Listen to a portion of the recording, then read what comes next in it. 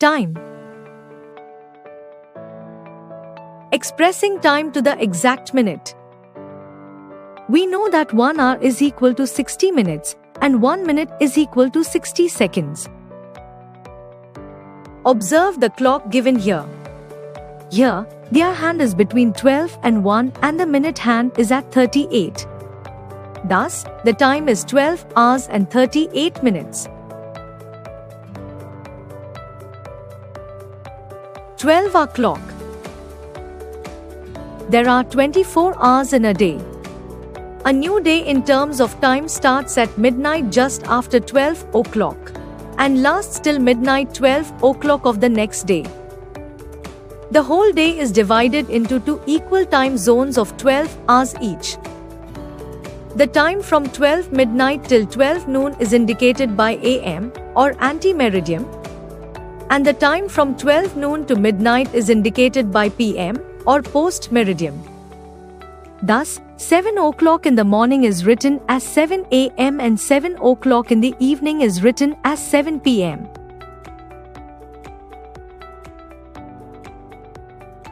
"24-hour clock. The time on a 24-hour clock is counted from 0 to 24. The time after 12 noon is expressed as 13, 14, 15, 16, 17, 18, 19, 20, 21, 22, 23 and 24. For example, in a 24-hour clock, 1 AM is expressed as 1 o'clock hours. Let us learn to convert time from 12-hour to 24-hour and vice versa. Look at the circular representation of the 12-hour clock and the 24-hour clock. The time on a 12-hour clock is marked on the inner side, and the time on a 24-hour clock is marked on the outer side of the circle. For conversion, remember these 2 points. For time after 12 o'clock midnight to 12 o'clock noon, simply replace AM with hours. For time after 12 o'clock noon to 12 o'clock midnight, replace PM with hours and add 12 to the given time. Let us convert this time to 24-hour time. 4:30 AM is written like this in 24-hour time. 4:30 PM is written like this in 24-hour time. In the same way, you can convert the time from 24-hour clock to the 12-hour clock. The rules are: for time after 2400 hours midnight to 12 o'clock hours noon, we simply replace hours with AM. For time after 12 o'clock hours noon to 2400 hours midnight, replace hours with PM and deduct 12 from the given time.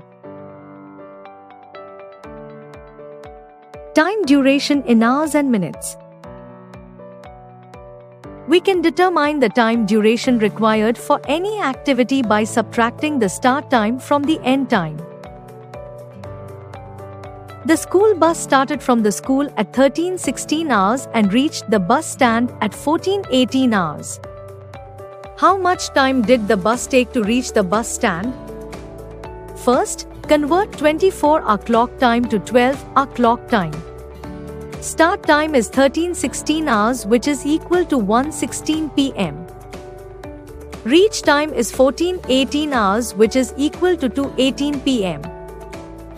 To find the time taken by the bus to reach the bus stand, subtract the start time from the reach time. Thus, the bus took 1 hour 02 minutes to reach the bus stand. Time duration in days and year. We know that there are 365 days in an ordinary year and 366 days in a leap year. In an ordinary year, February has 28 days, whereas in a leap year, February has 29 days. A leap year is the year that is divisible by 4, such as 2016, 2020, 2024, etc. All these numbers are divisible by 4 and thus these are the leap years. Elapsed time. To find out the time elapsed between two dates, You need to find the difference between the dates.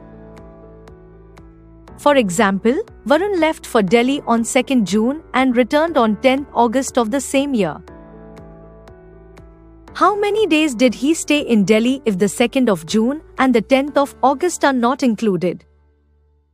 If the 2nd of June and the 10th of August are not included, then Varun was in Delhi from 3rd June to 9th August. Number of days left in June equals 30 minus 2 equals 28 days. Number of days in July equals 31 days. Number of days in August equals 9 days.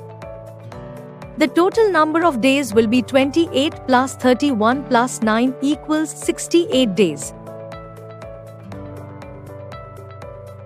Timeline. A timeline is a simple presentation of important years and events. Look at these important events in the life of Mahatma Gandhi. These are represented on a timeline. From this timeline, we can infer that he went to South Africa before he broke the Salt Law. Thus, a timeline helps us organize the events in the order in which they happen.